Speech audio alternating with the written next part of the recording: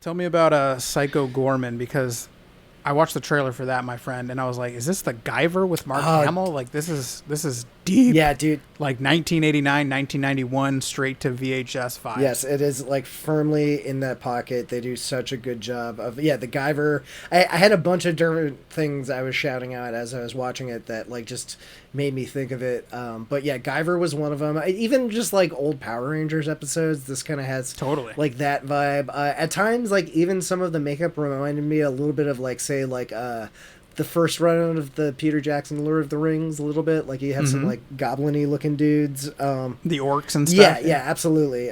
So like, and that is really the main draw for this movie, I would say. Like it's got a lot of great humor to it and the plot's kind of interesting, but like really the special effects and the 80s, the fact that they like really went out of their way to kind of like completely make sure everything is that tactile, like real animatronic, real makeup and everything like that kind of 80s straight to video aesthetic. Like that's the best part of it. The plot is cool. It's basically a little bit boilerplate, like I think intentionally sort of plot where you have two kids that stumble upon this, and it's like an amulet or something like that that's buried in the ground next to this guy's body. It's Psycho Goreman, who is I think he's like a space alien from another dimension who's like a warrior that all the other aliens fear because he's like slowly taking over the universe, and he's all powerful. He's basically like a force for like doom.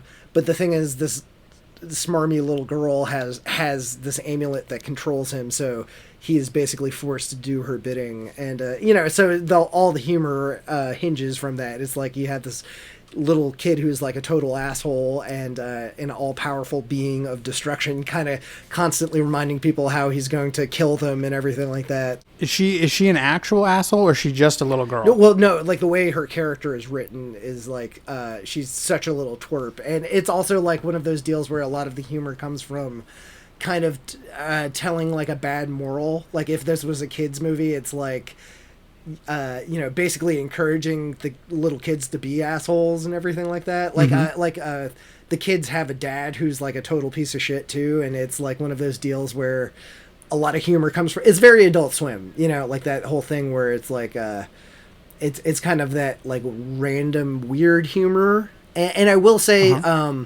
that's the sort of stuff like I enjoyed it. And some people like, listen, this little girl may put you off on some of this movie. Like I've heard a lot of people complain about her. I don't think she's bad. I actually think she's a good actress, and a lot of her lines with dialogue are funny. But I think the thing is, I feel like especially when you're older, everyone's kind of known a little kid that's a little asshole, kind of. So I think a lot of adults' revulsion is a little bit more tied to that, because I kept on wondering, you could have taken this whole script, it totally reads like a Justin Roiland type of thing. Like it's like it reminded me a little bit of say like a Rick and Morty or what's that show on TBS? It's like Outer Space, something, Final Space.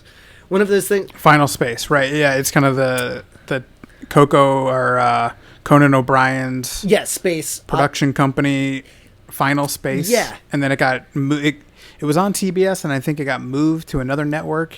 Maybe something like that. Maybe Adult Swim rescued it, but I don't know. Yeah, it's a great show, but it's firmly, this movie's firmly in that pocket of like mixing really deep, well thought out like sci-fi worlds with like dick and fart humor, kind of. So that's kind of what you have in this, where it's a lot of the humor is like they have like there's a few gags where it's like Psycho Goreman. It's like he's sitting at the diner with the two kids, and like they ask him about his past, and he starts telling some tale about him conquering some species from a distant galaxy, and it starts to show like flashbacks filled with like really cool effects and makeups, and then the kids just like interrupt him and they're like, okay, that's cool, we don't care, and there's like a lot of really good I know I said it before, but the makeup is like really phenomenal in this. Like some of the gags that they have for like the ways like just people get like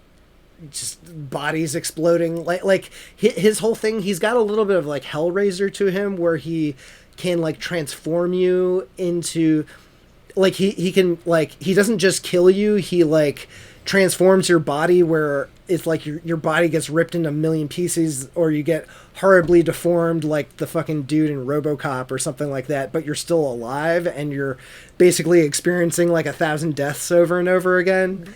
On that spinny wheel with hooks. Well, it's like they transform you into like demon zombies or something like that. But like it's just you get so much humor at, like there's one guy, there's like a cop that like tries to face him off and gets turned into this like melty zombie guy, and like he ends up sticking around for most of the movie as this horribly like deformed, like his gun is like melted into his hand, so he kind of just keeps on firing at things randomly, and he'll like hand notes to the little girl saying like please kill me and stuff like that.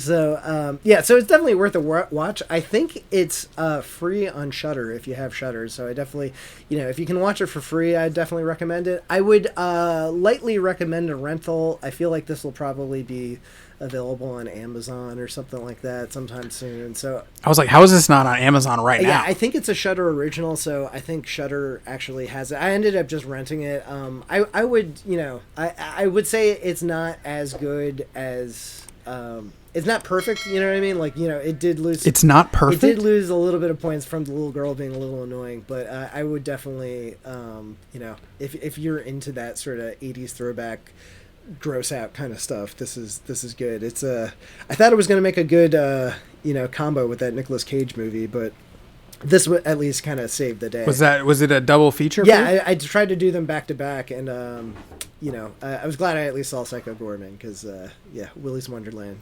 do not see it.